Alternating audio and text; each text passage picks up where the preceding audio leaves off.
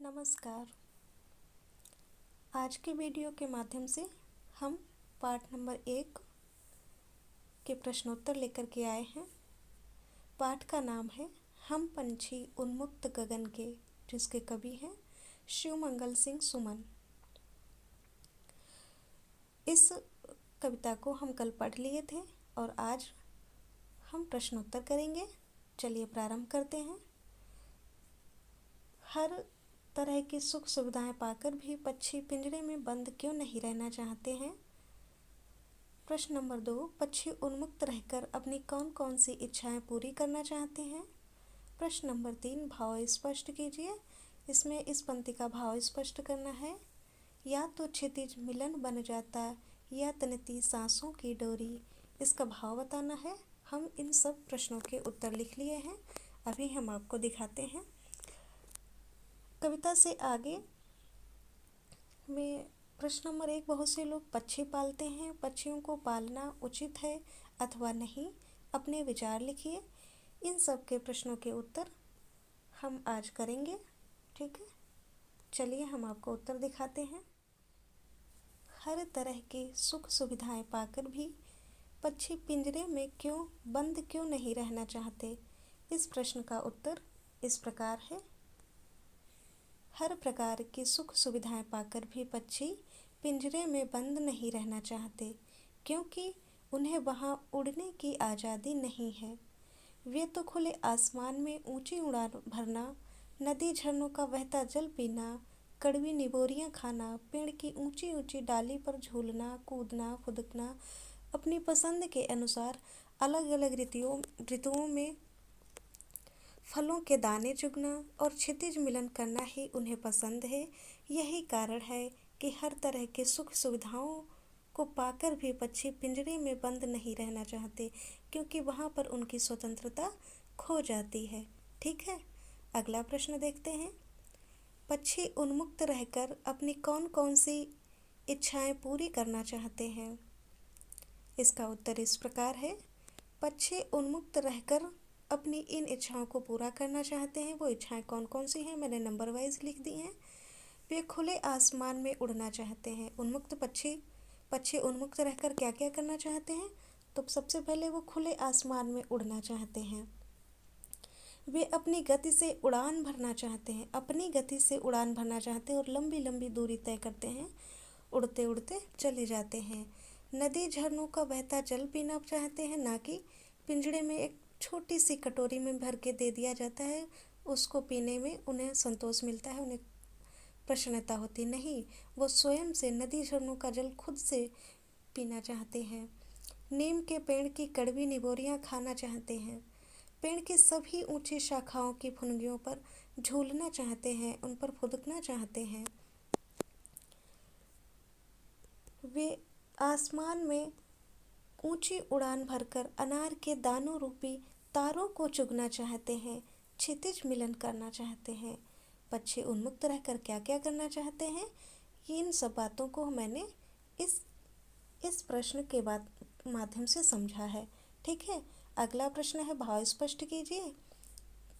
या तो क्षितिज मिलन बन जाता है या तनती सांसों की डोरी, इसका भाव स्पष्ट करना है। तो यहाँ पर आप लिखेंगे, इस पंक्ति में कवि पक्षी के माध्यम से कहना चाहता है कि यदि मैं स्वतंत्र होता तो उस असीम क्षितिज से मेरी होड़ हो जाती। मैं इन छोटे छोटे पंखों से उड़कर या तो उस क्षितिज से जाकर मिल जाता या फिर मेरा प्राणांत ही हो जाता। फिर आगे के कविता से आगे के प्रश्नों में देखिए। कई लोग पक्षी पालते हैं, पक्षियों को पालना उचित है अथवा नहीं, अपने विचार लिखने हैं। यहाँ पर बच्चों आपको स्वयं के विचार लिखने हैं कि पक्षियों को पालना चाहिए या नहीं पालना चाहिए। इस प्रश्न का आपको उत्तर खुद लिखना है। ठीक है, लेकिन फिर भी मैं यहाँ पर बता देती हूँ। हमारे दृष्टिकोण से तो पक्षियों को पालना उचित नहीं है। इससे हम उनकी आज़ादी पर पाबंदी लगा देते हैं, उनकी इच्छाओं, सपनों तथा अरमानों पर प्रतिबंध लग जाता है। वो अपनी इच्छा से कुछ नहीं कर पाते हैं, यहाँ तक कि वो उड़ भी नहीं सकते।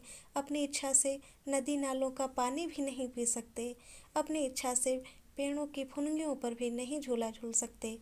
इसीलिए पक्षियों को पालना सही नहीं है। उन्हें प्रकृति में स्वच्छंद विचरण करने देना चाहिए, क्योंकि उन्हें वहीं पर प्रसन्नता मिलती है। ठीक है, अगला प्रश्न देखिए। पक्षियों को पिंजरे में बंद करने से केवल उनकी आज़ादी का हनन ही नहीं होता, अपितु पर्यावरण भी प्रभावित होता है। इस विषय पर 10 पंक्तियों में अपने विचार लिखिए। यहाँ पर भी ये प्रश्न आपको ही लिखना था, लेकिन फिर भी हम आपको समझाने के लिए कुछ जानकारी दे रही हूँ। पक्षियों को पिंजरे में बंद करके उनकी आज़ादी का हनन होता ही है, क्योंकि उनकी प्रकृति है उड़ना। उनकी प्रकृति क्या है पक्षियों की? उड़ना। पिंजरे में बंद करके हम उन्हें पराधीन बना लेते हैं, जिससे उनकी आज़ादी तो समाप्त हो ही जाती है, साथ ही पर्यावरण भी समाप्त होता है, क्योंकि पर्यावरण को संतुलित करने में पक्षियों का भी सहयोग रहता है। पक्षी आहार श्रृंखला को नियमित करते हैं, जैसे घास को टिड्डा खाता है, टिड्डे को पक्षी खाते हैं, और यदि पक्षी को ना हो तो टिड्डों की संख्या अत्यधिक हो जाएगी, जो फसलों को नष्ट कर देंगे। यदि टिड्डे ना हो तो घास इतनी बढ़ जाएगी कि मनुष्य परेशान हो जाएंगे। इसलिए सभी का अपना अपना कार्य है। इस परितंत्र में सब अपने अपने उद्देश्य से उत्पन्न होते हैं और अपना कार्य करते हैं। इसलिए पक्षियों को हमें पिंजड़े में कैद करके नहीं रखना चाहिए, उन्हें स्वतंत्र ही विचरण करने देना चाहिए, ताकि हमारा पारितंत्र नियमित चलता रहे, हमारा पर्यावरण स्वच्छ स्वस्थ रहे। ठीक है, अब आती है भाषा की बात यानी व्याकरण की बात।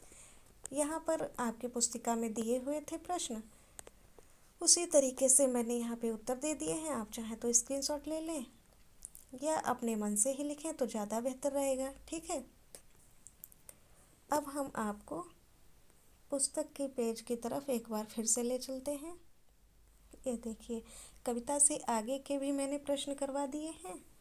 यहाँ पर अनुमान और कल्पना जो कि आपको स्वयं करना है, ये मैं आपको नहीं करवा सकती। इसमें आपको अपने विचार लिखने हैं। ठीक है, बाकी मैंने भाषा की बात में भी करवा दिया है।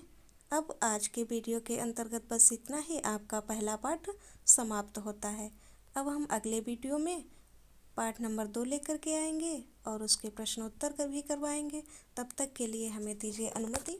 धन्यवाद, नमस्कार।